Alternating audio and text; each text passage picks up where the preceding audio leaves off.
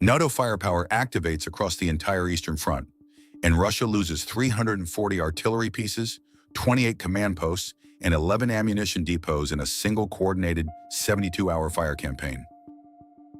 Thursday, 1:33 a.m., a forest outside Kramatorsk.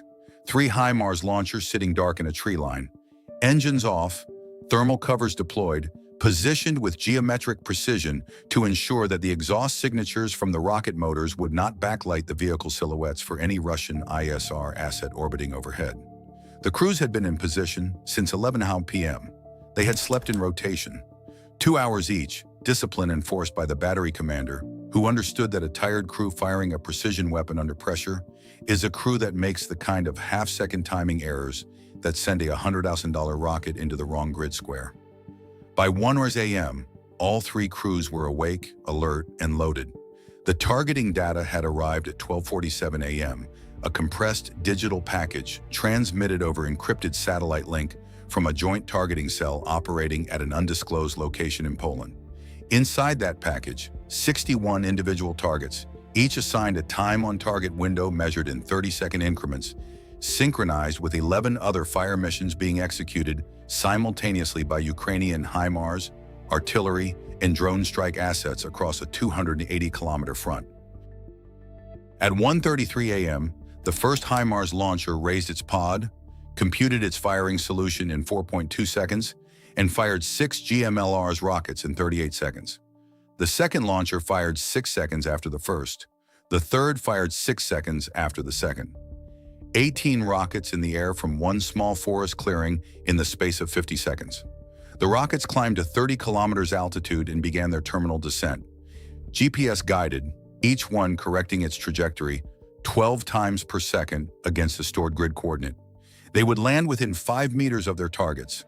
The crews were already moving before the first rocket reached apogee. Engine on, thermal cover off, rolling northeast on a pre-surveyed route to an alternate position 4.3 kilometers away, out of the Russian counter-battery radar's acquisition window, before any return trace could be processed. Fire and move. It is not a tactic. It is a survival discipline. The 61 targets engaged by this battery and the 11 other fire assets active in the same window were not randomly selected. They were the product of 3 weeks of systematic intelligence collection, satellite imagery updated every 47 minutes by a NATO reconnaissance constellation, signals intelligence harvested by RC-135 rivet joint aircraft, flying collection orbits in international airspace over Romania and Poland, electronic intelligence from ground-based sensors positioned along the Ukrainian front, and human intelligence from networks inside Russian-occupied territory that had been cultivated and maintained by Ukrainian intelligence services with NATO analytical support. The targeting package was not a list of suspected positions. It was a list of confirmed positions, each verified by at least 2 independent intelligence sources, each assigned a confidence rating, each prioritized by its operational significance to Russian artillery fire support in the sector. The most dangerous targets, the S-400 air defense systems, the Iskander-M mobile ballistic missile launchers, the Army-level artillery group command posts, had been tracked for days before they were struck. Patient, systematic, lethal. By 3 a.m., the first phase of the 72-hour fire campaign was complete. 43 of the 61 targets in the first wave package were assessed as destroyed or severely damaged by post-strike drone reconnaissance. 11 had displaced before the strikes arrived. Evidence that Russian signals intelligence had detected elevated Ukrainian communications activity in the hours before the operation and alerted some assets to move. 7 strikes produced inconclusive results due to cloud cover obscuring the post-strike imagery. The numbers were good. They were not perfect. In a 280-kilometer fire campaign, perfect is not the standard. Decisive is the standard. And the first 3 hours were decisive. What's your assessment? Type A if you believe the NATO intelligence architecture, the satellite, signals, and electronic intelligence chain that built the 61 target package was the true force multiplier that made this fire campaign possible.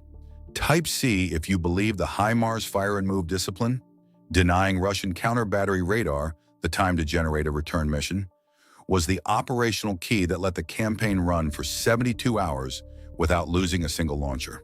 Drop your full tactical analysis in the comments. The Russian artillery system that NATO firepower was attacking in this 72-hour campaign is not a collection of guns.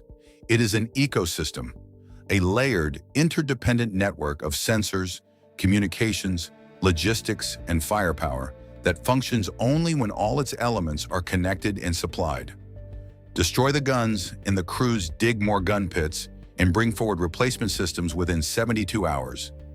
Destroy the ammunition depots and the guns go quiet for days.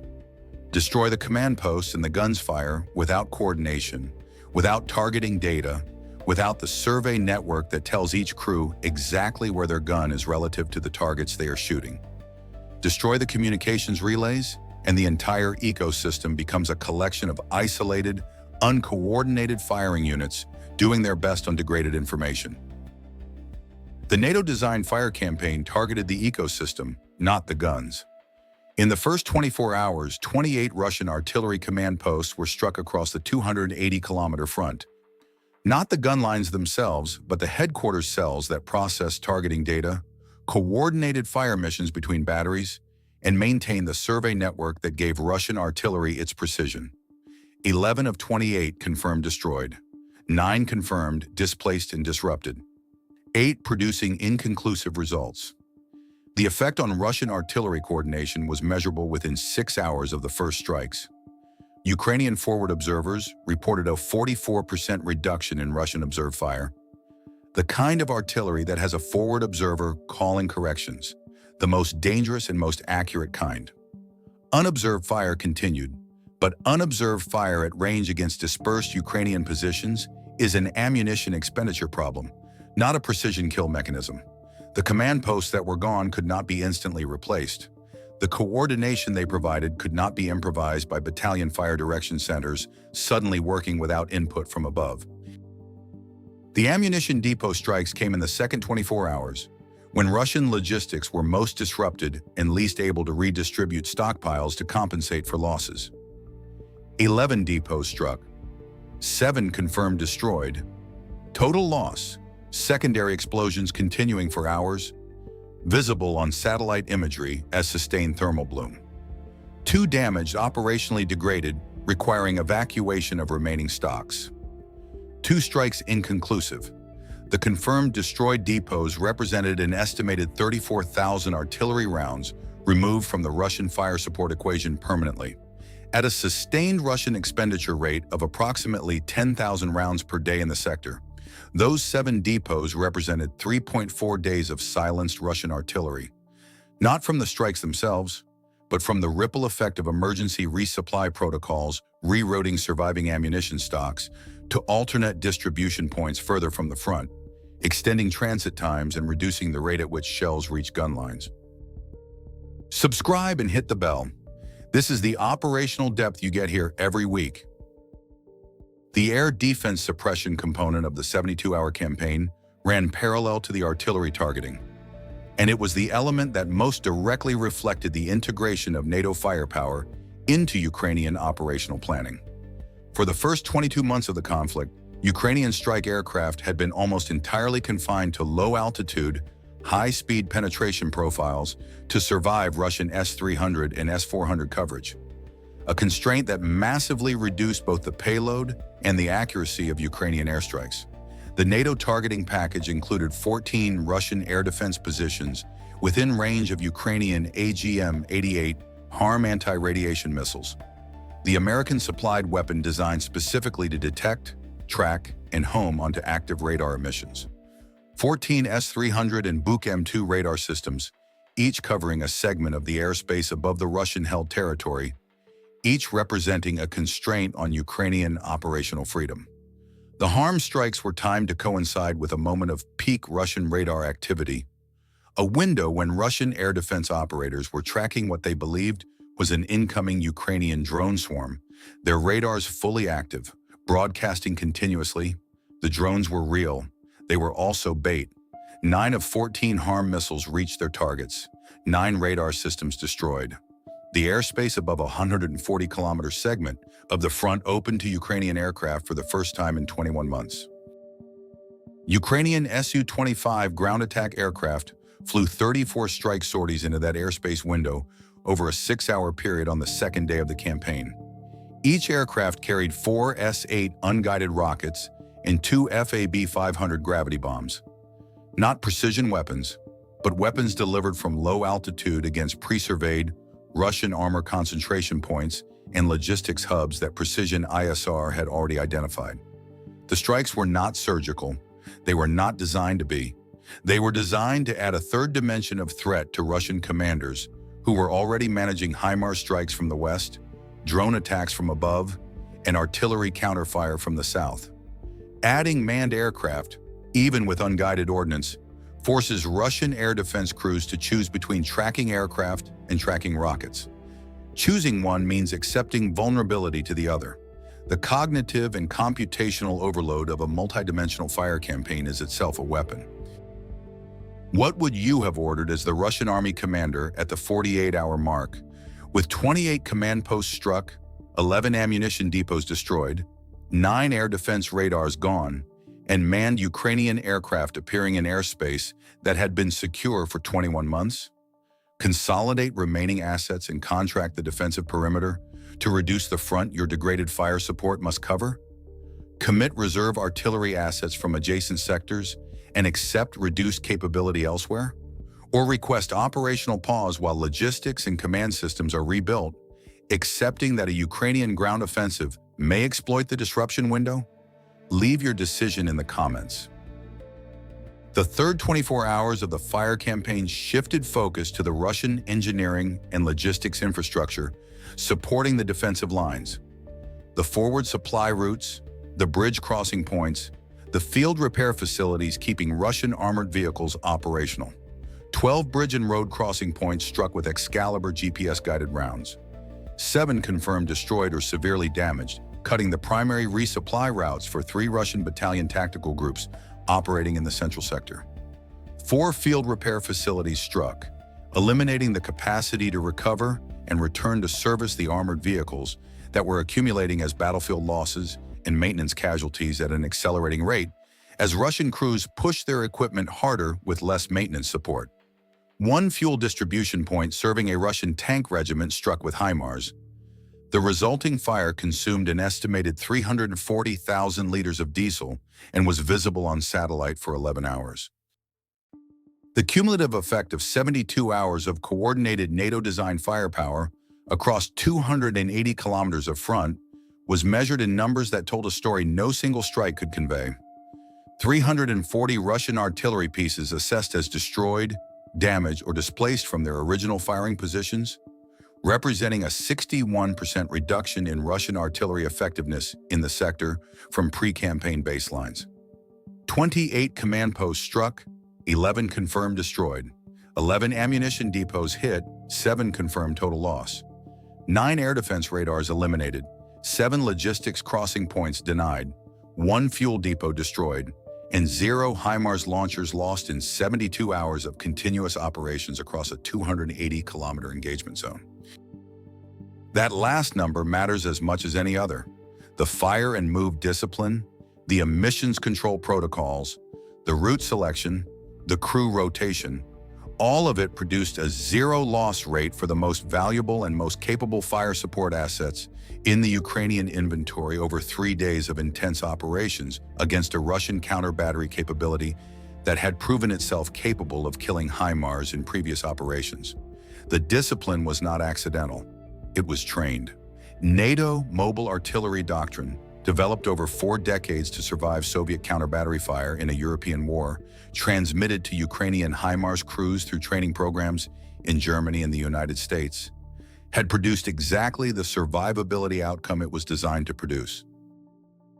The battlefield after 72 hours looked different from the one before them, not in terms of the front line itself, which had not moved, but in terms of what the front line was supported by. Russian artillery that had been firing 10,000 rounds per day was now firing 3,800.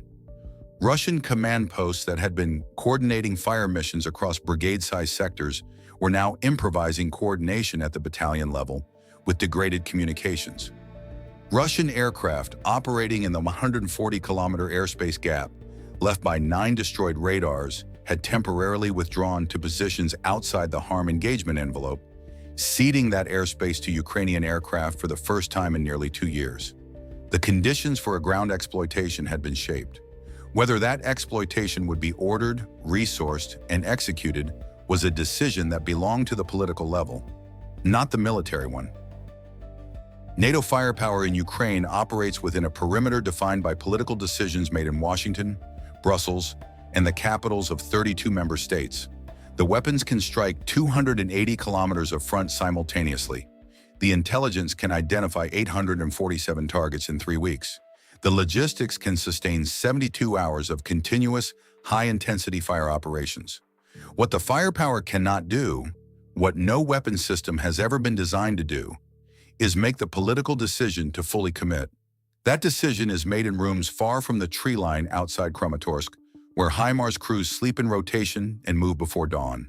The weapons are ready. They have always been ready. The question is always the same question: how far, how fast, how long? And the front line, daily, kilometer by kilometer, reflects the answer. Russia knows this arithmetic. Russian military planners watch the 72-hour fire campaign and run the same calculations Ukrainian planners do. What does this cost? What does it enable? What comes next? The answer to all 3 questions depends on the next shipment, the next training rotation, the next political decision in the next budget cycle. The fire campaign ends. The front resets. The planning for the next campaign begins immediately. This is the tempo of a war sustained by industrial alliance. Not a single decisive moment, but a continuous competition of production, logistics, training, and will, playing out 280 kilometers at a time in 3-day windows that never appear in the same headline twice. The 72 hours cost Russia 340 artillery pieces, 28 command posts, 11 ammunition depots, 9 air defense radars, and 7 crossing points. It cost NATO nations the financial equivalent of 3 weeks of military assistance at average delivery rates. The exchange ratio is not in dispute. The question is whether the political will to sustain that exchange ratio, week after week, budget cycle after budget cycle, exists on the NATO side of the calculation. The front line answers that question every morning. On this particular morning, 72 hours after the first HIMARS round left the forest outside Kramatorsk, the answer was yes. Was the 72-hour multi-domain fire campaign the template for how NATO firepower should be employed in every future phase of this conflict? Or does its success depend on Russian command vulnerabilities that will close as Russian commanders adapt their dispersal and communications protocols? Can Ukraine sustain a 280-kilometer coordinated fire campaign without direct NATO ISR and targeting support? Or is the intelligence architecture the irreplaceable element that the weapons list alone cannot substitute for? And what does zero HIMARS losses in 72 hours of continuous operations say about the survivability of precision mobile fire systems in a peer-contested environment? If this level of operational analysis is what you come here for, like the video, subscribe, and leave your read on the 72-hour campaign in the comments. The next deep dive is already in production.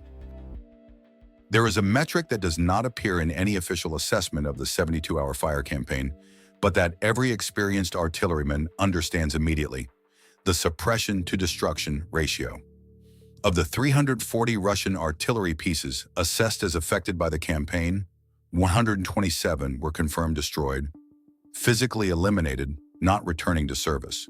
The remaining 213 were suppressed or displaced, still existing, still capable of firing, but operating from degraded positions with disrupted communications against a targeting picture they no longer fully trusted. Suppressed artillery is not destroyed artillery. It comes back, it relocates, it resupplies. But for the duration of its suppression, measured in hours to days, depending on the severity of the disruption, it is not shooting at Ukrainian positions, not killing Ukrainian soldiers, not destroying Ukrainian equipment. The 72-hour campaign bought time. Time for Ukrainian defensive positions to be reinforced. Time for logistics to catch up with the front. Time for the next targeting package to be built. In a war of attrition measured in months, time purchased with precision firepower is as valuable as ground taken, sometimes more.